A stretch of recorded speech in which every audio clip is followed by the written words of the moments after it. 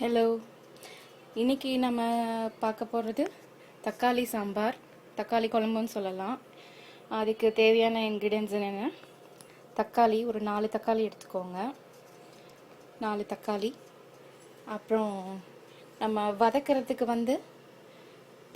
வெங்காயம், பட்டை, கிராம்பு, சோம்பு ஒரு ஸ்பூனு, கசகசா, கொஞ்சம் பொட்டுக்கடலை, தேங்காய், தென் வெங்காயம். இது எல்லாமே ஃபஸ்ட்டு நம்ம வதக்கிடணும். அதுக்கப்புறமா நம்ம ஜஸ்ட் அந்த அரைச்சி வச்ச தக்காளி அதுக்கப்புறமா நம்ம குழம்பு பண்ணணும். ஸோ ஃபஸ்ட்டு நம்ம வதக்கலாம் இது எல்லாத்தையுமே. ஃபஸ்ட்டு கொஞ்சம் எண்ணெய் விட்டுக்கோங்க ஒரு பாத்திரத்தில்.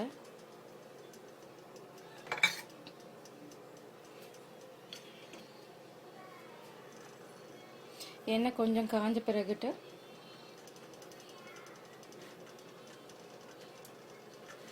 நம்ம ஃபஸ்ட்டு ஆனியனை வதக்கிடணும் எப்பயுமே. ஸோ ஃபஸ்ட்டு ஆனியனை போட்டுடலாம். நம்ம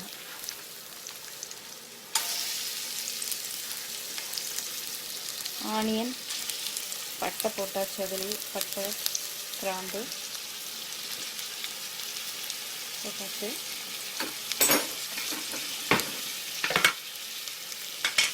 சோம்பும் போட்டுடலாம் அதுலேயே.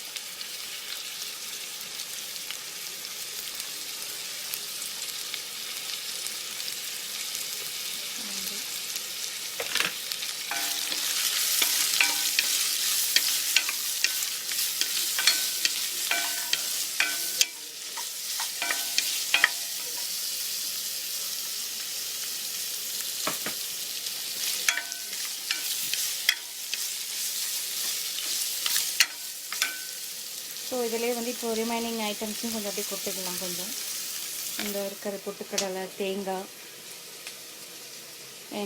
கசகசா, எனக்கு கொஞ்சம் சோம்பு இருக்குது, எல்லாத்தையுமே போட்டுடலாம்.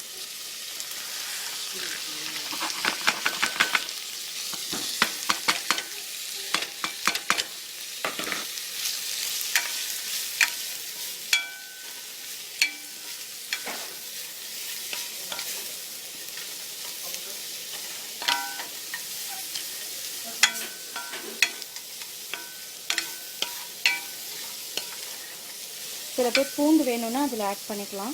பட் நான் இதில் பூண்டு போடலை. வெங்காயம் ஓரளவுக்கு வெந்த பிறகு நம்ம தக்காளி போட்டால் ஓகே. அதுக்கு முன்னாடியே போட்டால் அந்தளவுக்கு சரியாக வேகாது. அதனால் ஃபஸ்ட்டு வெங்காயத்தை நல்லா வதக்கிட்டு இதுக்கப்புறமா நம்ம தக்காளி போட்டுக்கலாம்.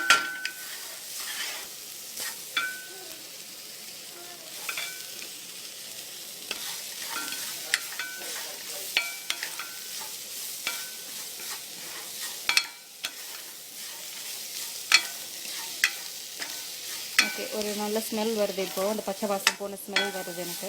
ஸோ இப்போ நம்ம தக்காளி போட்டுடலாம்.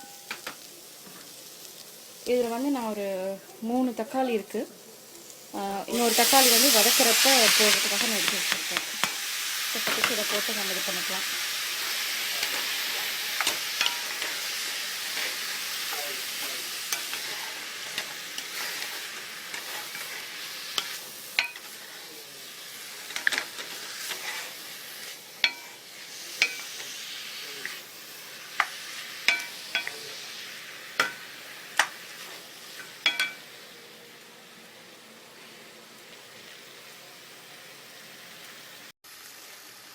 இப்போ பார்த்தீங்கன்னா அந்த தக்காளியெல்லாம் மேஷ் ஆயிடுச்சு. மேஷ் ஆகி ஓரளவுக்கு நல்லா வணங்கிடுச்சு. பார்த்திங்கன்னா எல்லாம் சுண்டிடுச்சு. நம்ம நிறைய போட்ட மாதிரி இருந்துச்சு. பார்த்திங்கன்னா எல்லாமே ஓரளவுக்கு சுண்டிடுச்சு. இனிமேல் நம்ம அதை கொஞ்சம் ஆற வச்சு மிக்சியில் அரைச்சி எடுத்து வச்சுக்கணும். ஸோ ஒரு நிமிஷம் நம்ம அதை அதுக்குள்ளே அரைச்சிட்டு நம்ம அதை தாளிக்கிறதுக்கு ஃபஸ்ட்டு நம்ம தாளிச்சிடலாம். கிரைண்ட் பண்ணுறதுக்காக நம்ம தனியாக இதை இப்போ எடுத்து வச்சாச்சு இந்த மசாலாவை. இப்போ நம்ம என்ன பண்ண போகிறோம்னா தாளிக்க போகிறோம்.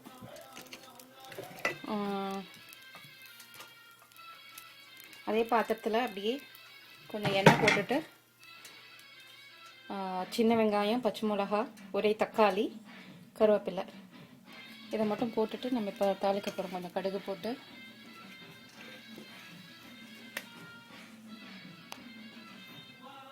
ஸோ எண்ணெய் கொதிச்சிருச்சு.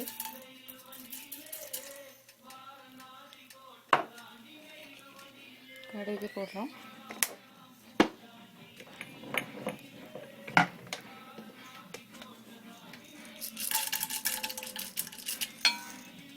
கடலைப்பருப்பு, சன்னா தால், கொஞ்சமாக டர்மரிக் கொஞ்சம் போடணும்.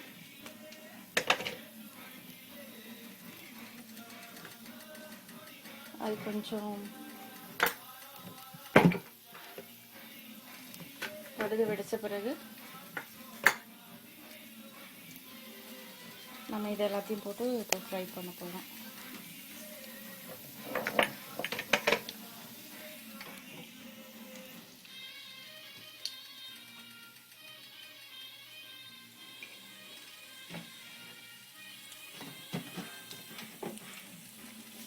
பெருங்காயம் இருந்தால் கொஞ்சமாக போட்டுக்கலாம். சில பேர் பூண்டு வேணும்னா பூண்டு எண்ணெயிலே கூட தட்டி போட்டுக்கலாம், இன்னும் கொஞ்சம் டேஸ்ட்டாக இருக்கும் அது.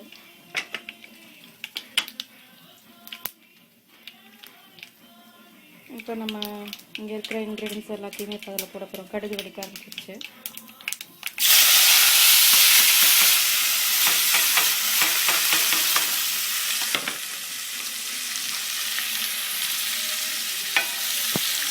சின்ன வெங்காயம், பச்சை மிளகாய், தக்காளி எல்லாத்தையுமே வதக்கிக்கிறோம்.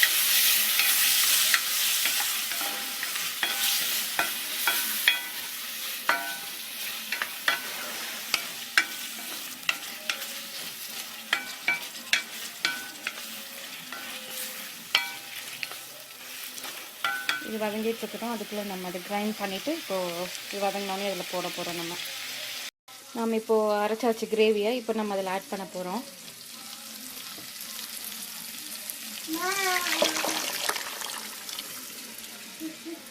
நம்மளுக்கு எவ்வளோ தண்ணி வேணுமோ ஆட் பண்ணிக்கலாம். இப்போ நீங்கள் நிறையா பண்ணுறீங்க அப்படின்னா நம்ம இது மாதிரி தக்காளி நிறையாவும் வெங்காயம் நிறையா போட்டுக்கலாம். இல்லை கம்மியாக பண்ணுறோன்னா கம்மியாக போட்டுக்கலாம்.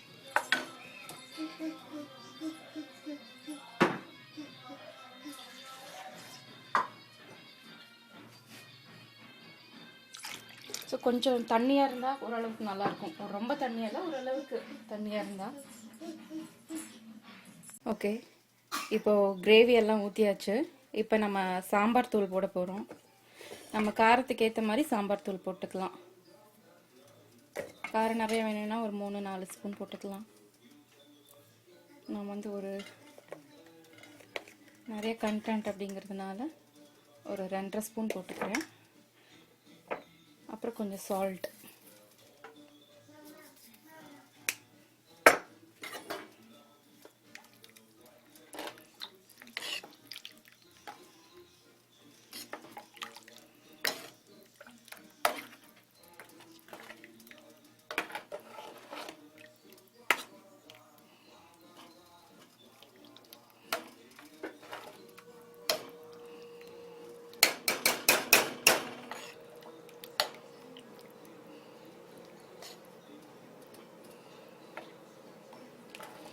அவ்வளோதான்.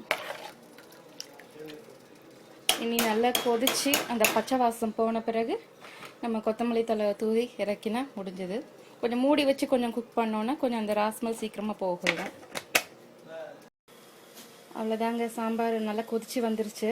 எப்படியும் வந்து அந்த டைம் பார்த்திங்கன்னா ஒரு 15 மினிட்ஸ் to 20 மினிட்ஸ் டைம்குள்ளே அந்த ஸ்மெல் எல்லாம் போய் நல்லா கொதிச்சு வந்துடும். ஸோ நல்லா வந்துருச்சு சாம்பார். ஸோ நம்ம அதுக்கு இட்லி, தோசை, சப்பாத்தி, பரோட்டா, சாதம் எதுக்கு வேணாலும் நம்ம அது சாப்பிட்டுக்கலாம்.